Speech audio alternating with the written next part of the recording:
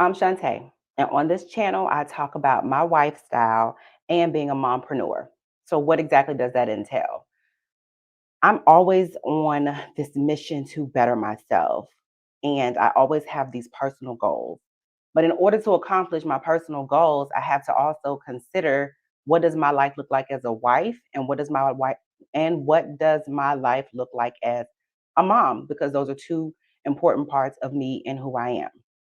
Just so you know, this is a rant and not what I would normally be posting. I would normally post DIYs. It's a fairly new channel. So I haven't really gained my footing on what kind of content I'll be recording on a daily basis or weekly basis. But this is totally a rant as I am preparing for my wedding. And this is the second time we are having to schedule this wedding. And we're about to get into all of that. And if you stay until the end, there will be some pictures at the end that I need your feedback and your help on. So, with that being said, let's get into it. Now, my husband and I were supposed to get married back in 2022. And 3 to 4 days before our wedding, he got COVID. So, if you have dealt with this before and having to plan a wedding twice due to COVID or any other sickness or illness or financial barriers or whatever the case may be, please drop a link in the please drop a comment below for me, letting me know how you navigated those waters and the things that you may have dealt with, or if you decided, forget it, we're not going to do a wedding, we're just going to do justice of the peace.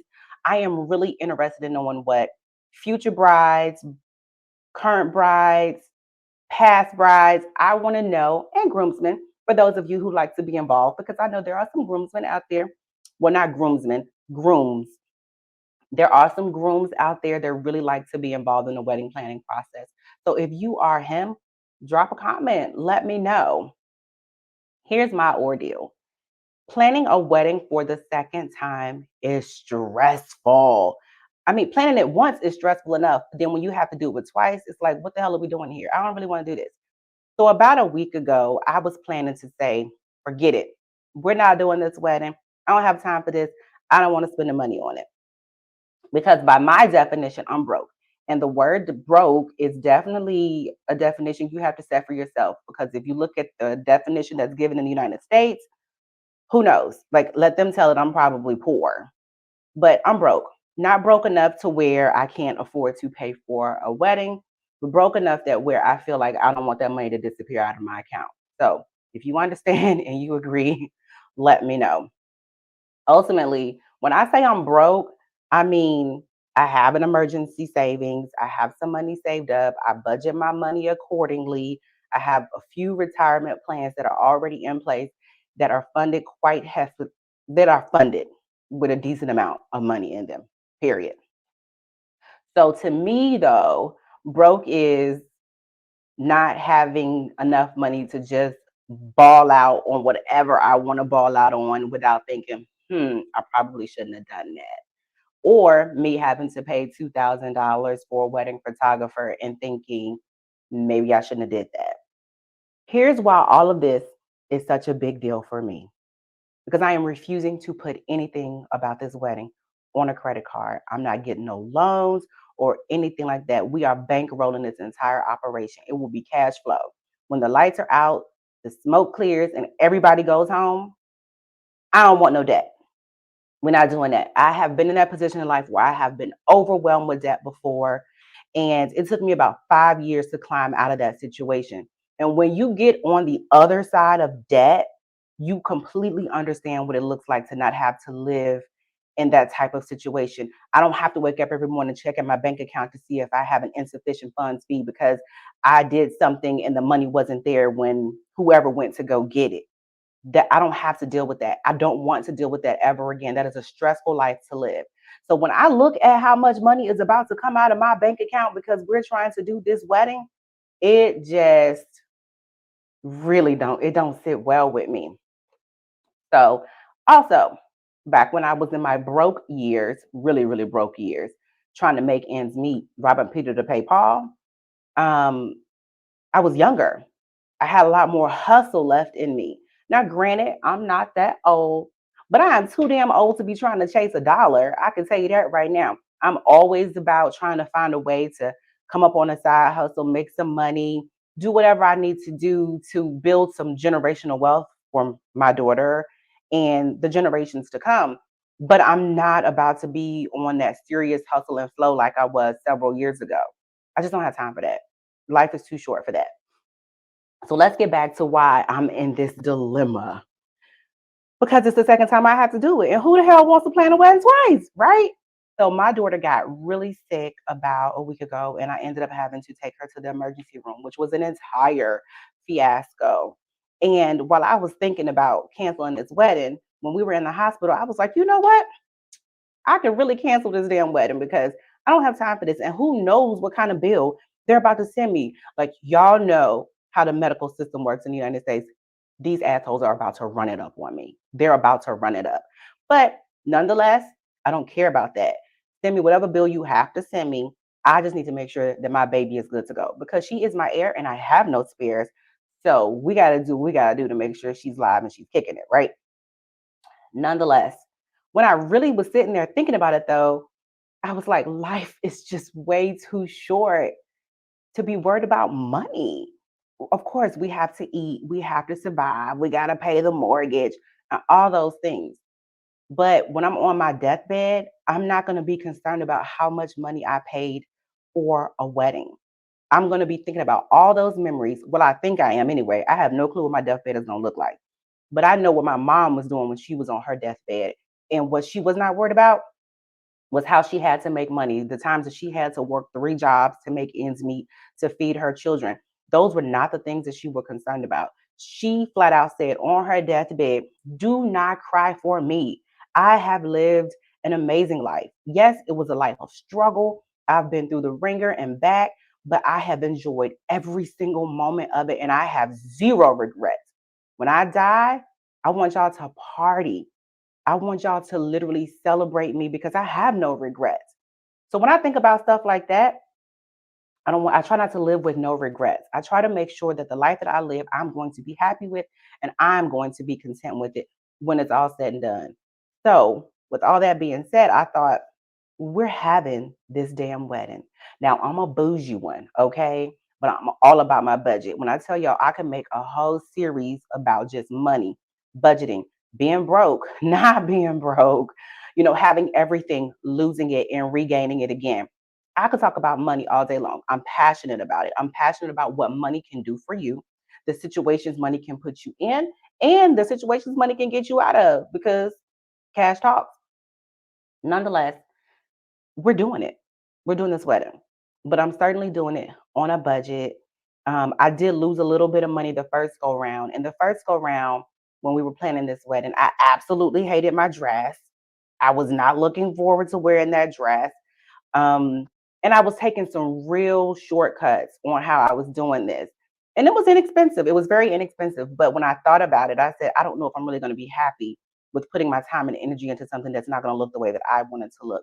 Because I do want something that's going to be elegant, cute, classy, but not too expensive. So when it's all said and done, I think that my husband getting COVID right before our wedding was more like a blessing in disguise, as painful as it was. When I tell y'all, I boohooed and I cried. I didn't meet this man until I was well into my mid 30s, and I have been a single mom forever. He's a single dad, so we blended our 3 children together to create our family. And this is the love that I have waited for. I have dated and dated, and ooh, do I have some dating stories? But I can tell you what, I have never in my life experienced a love like this. And I feel like that is a love worth celebrating. It is a love that is worth spending and sharing with our families so they can see that, I had given up. I was like, y'all can go to hell. I'm just going to go to meet my maker without a husband because this is foolery. And he came along, and it was the best thing that could have ever happened to me. And I think that needs to be captured. So, the most expensive thing we're having to deal with right now is photography and food because you got to feed the people. And the biggest thing for me is the photography. I could care less where it's going to be at. Those photos have to be right for me because that's what's going to be a part of my memory. Those are going to be the things that I'm flipping through because, yes, I still believe in photo albums. So if I'm on my deathbed, yes, I'm gonna be looking back at those graduation photos, those wedding photos. We're not having any more kids, so we ain't gonna have no kid photos to look back on other than the three that we have. But it's those memories, and I'm willing to pay for those memories. So I'm the queen of DIY. And we are DIYing this thing. I have a friend and his wife, and they're like brother and sister to me, to be completely honest with you, that owns this beautiful mansion that sits on about 3 acres. So I don't have to pay for a venue. They are allowing us to have our wedding in their backyard with their beautiful tiny house that they have on their property. It is going to be absolutely beautiful and amazing. I'm a country girl at heart. I've always wanted a backyard wedding. I just think they're cute. And I'm not talking about no shotgun country ass backyard wedding. I'm talking about this beautiful rustic fall backyard wedding. So ultimately, my husband and I got married in our living room in the house that we were renting at the time. We both had COVID. I did a little DIY backdrop, and our kids were masked up with gloves on, standing 6 to 8 feet away from us. They took photos of us and they took videos of us. And we did get married through Zoom. We had my dad and both of my in-laws on with our officiant, and we said our vows, and the paperwork went to the courthouse and was signed off on.